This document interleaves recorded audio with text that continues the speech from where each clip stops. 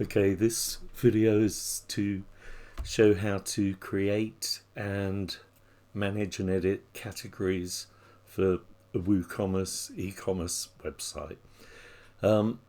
As I normally do, I log into the back of the site in one tab. I've got another tab here which I've got the front of the site. I do that so that I can actually quickly see any changes that I've done while I'm working on something. Right, so with categories, over here on the left hand side, you'll see Woocommerce, you'll see products. In the drop down from products, you'll see one for categories. So you click on that. A category is basically a section of products. On this website, we've got downloads, which have then got subcategories. We've got ready to paint, subcategories there, hand painted, subcategories there. And each one of those, let's go to anime figures under hand painted. We don't actually have anything in that one. Let's have a look at downloads. Hell Divers 2. And you'll see there are 6 products already in that subcategory. So this is how we edit and manage those. So you go to the product categories. You'll see here there's a lot of categories and subcategories that have already been built. What will need to be edited on these ones is some of them have just got a holding image. So let's have a look at one armor and helmets. I'll click on that to edit it. Right, and you'll see here that it's got a parent category because it's a subcategory, and that's downloads. The only thing that you need to do with this is to change an image. So let's click upload and add an image. Now you can choose one. When you click that, it opens a media library, which is a library of all the images that you've uploaded to the site.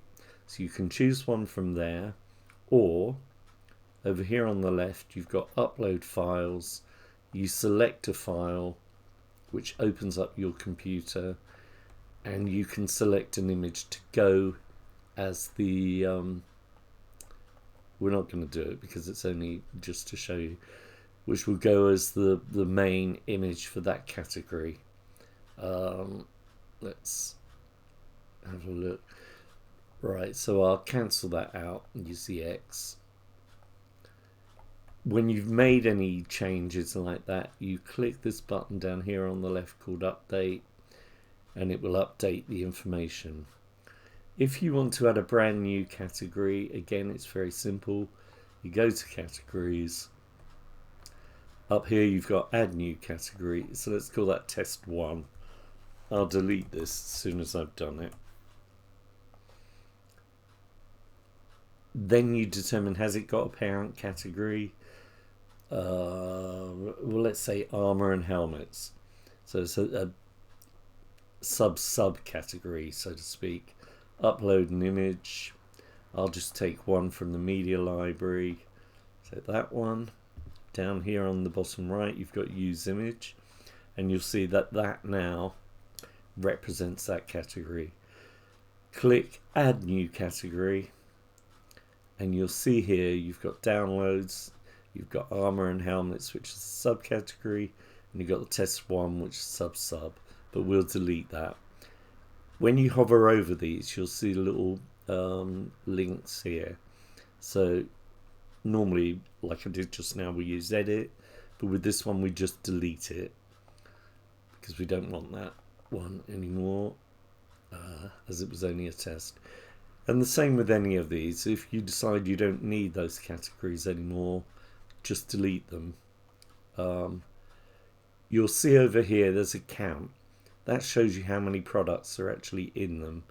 So for instance, if you're going to delete this one, Hell Divers 2, there's 6 products there, so you'd need to assign those to new categories before you actually delete that one. The categories should be the simplest part of putting this together.